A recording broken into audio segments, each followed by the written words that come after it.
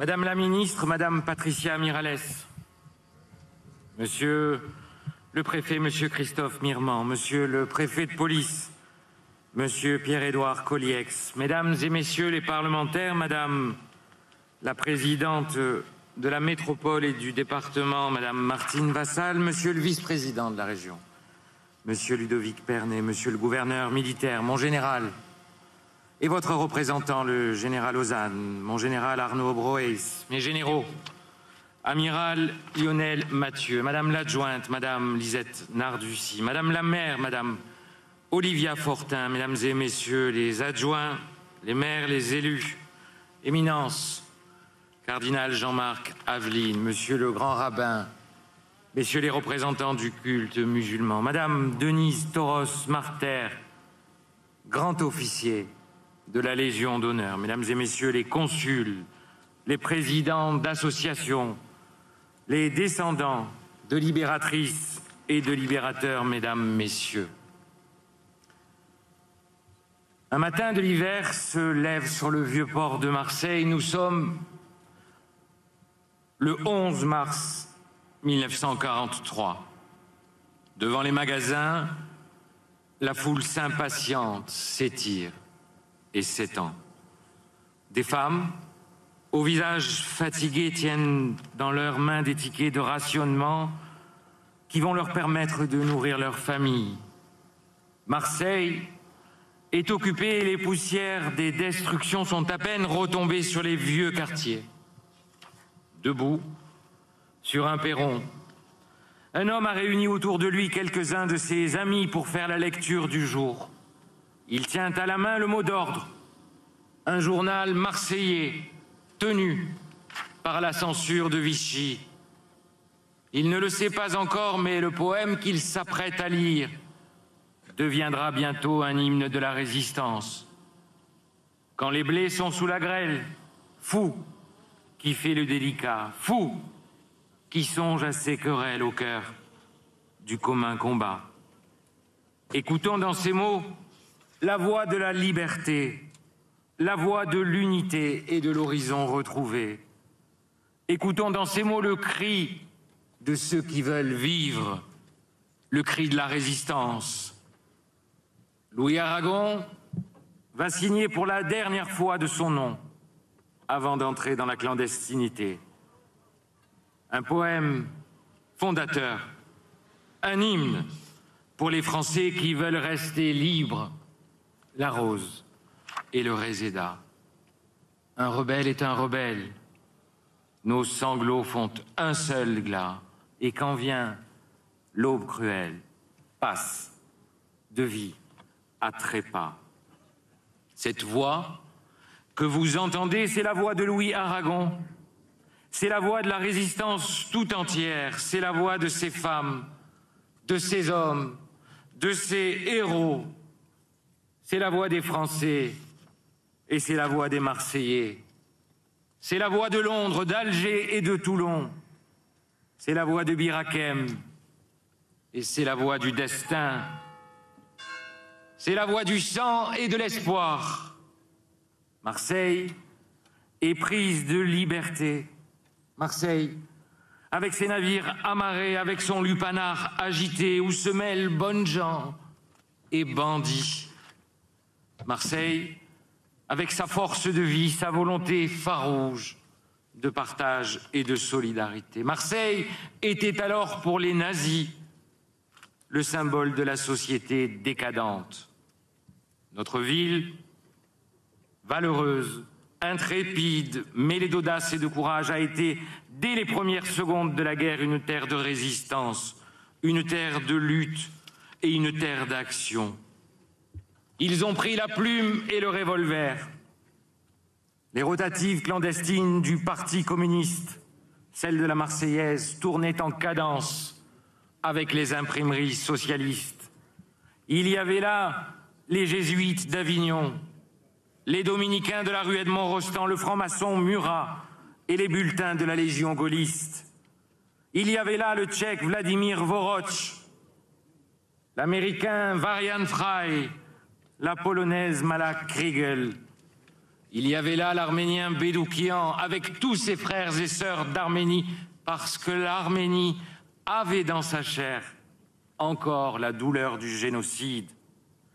Au Florida, sur le quai des Belges, Jean Moulin recevait tour à tour ceux qui ont fait la résistance marseillaise avant de s'envoler pour Londres et d'y rejoindre le général de Gaulle.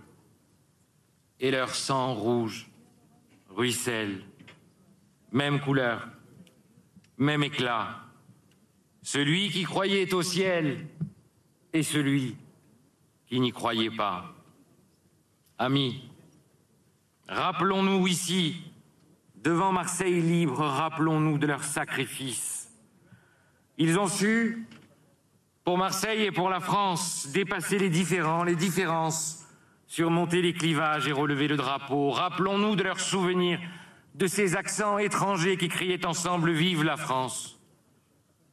Nous sommes le 25 août 1944 et Marie-Joséphine, le bourdon de la Bonne Mère, sonne sur la France tout entière. La bataille est rude et le sang sèche sous un soleil de plomb. À quelques mètres d'ici, à quelques mètres de nos souvenirs, le corps sans vie d'Ahmed Litim repose sans linceul. Son nom, c'est celui de tous ses frères d'armes. C'est celui des tirailleurs algériens, de ces tabors, de ces goumiers marocains. C'est celui des militaires britanniques, américains. C'est celui des Zouaves. C'est celui de la France libre, libérée par ses frères par-delà les mers et les océans. Célébrer Ahmed Litim, c'est célébrer le sacrifice de ceux qui ont donné leur vie pour sauver la nôtre. Le prix de notre liberté, c'est celui de leur sang, c'est celui de leur sacrifice. Beaucoup d'entre eux ne savaient ni lire ni écrire. La plupart, arrachés à leur famille, ne savaient même pas pourquoi ils partaient au combat. Alors, nous leur devons tout.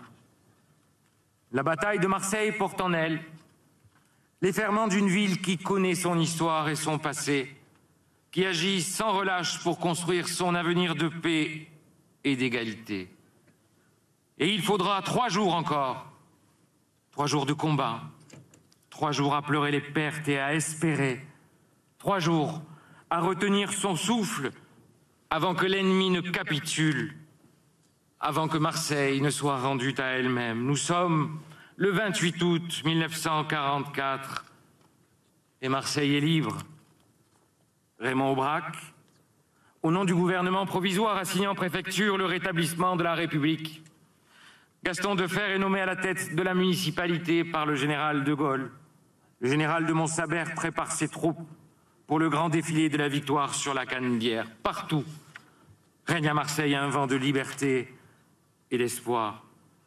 Le ciel est teinté de couleurs nouvelles. Un enfant danse sur les pavés brûlants de l'hôtel de ville. Un soldat américain allume une cigarette. Un général marocain prend la plume pour écrire à sa fiancée. C'était il y a 80 ans. C'était hier. Mesdames, Messieurs, nous voici rassemblés au sommet de notre histoire. Du sommet de la colline où nos libérateurs ont perdu la vie, nous regardons l'histoire et l'histoire nous regarde. Les vagues incessantes qui s'échouent sur le rivage ont conduit, il y a 80 ans, les héros de l'armée d'Afrique sur les côtes de la Méditerranée. Regardons-la. Cette mer puissante et inconfortable, ravissante et insondable. Elle est la mer de ceux qui ont fui pour recouvrer leur liberté quand Marseille était occupée. Elle est la mer de ceux qui nous ont rejoints pour construire un pays en ruine. La mer des tumultes, des fracas, la mer des oubliés, des retrouvés. Elle est aujourd'hui la mer des conflits et des guerres, quand elle devrait être le chemin universel des gens de paix. Aujourd'hui, à l'heure de célébrer la paix retrouvée, je veux penser à ceux qui la cherchent et qui en connaissent la valeur. Quand renaissent les massacres en Arménie, à Gaza, dans les kibboutz, les plaines d'Ukraine, quand les sangs mêlés de l'humanité coulent à nouveau sur les sols du monde, nous avons le devoir devant l'histoire de ne jamais céder. Marseille a perdu ses enfants dans les couloirs torturés de la guerre et de ses tourments. Elle a perdu ses enfants parce qu'ils étaient juifs, chère Denise. Elle a perdu ses enfants parce qu'ils ne priaient pas le bon Dieu, parce que la haine, parce que le poison de l'antisémitisme avait décidé d'en faire des parias. Elle a perdu ses enfants parce que Pétain a préféré vendre la France plutôt que la défendre. Elle a perdu ses enfants juifs, communistes, socialistes, gaullistes, tziganes, ses enfants résistants. Mais elle a combattu sans relâche, sans embâche, avec la force du devoir. Aujourd'hui, nous rendons hommage à ceux qui sont morts et nous disons tous ensemble que nous ne les oublierons pas, parce qu'oublier, c'est recommencer, parce que Rigord a écrit en 1207 « L'oubli est la ruse du diable ». Alors, ce matin, et pour conclure, je formule un vœu, fût-il pieux, peu importe, car la piété seule, car seule la conviction sincère que la paix et l'horizon noble de l'humanité résistent aux envahissements de la haine. Je formule le vœu que nous continuons sans cesse et sans relâche de relever le flambeau de ceux qui, au prix de leur vie, nous ont offert la liberté et cette belle, grande et invincible idée, celle des jours heureux, de la fraternité et de l'espoir. Alors vive Marseille libre, vive la République et vive la France.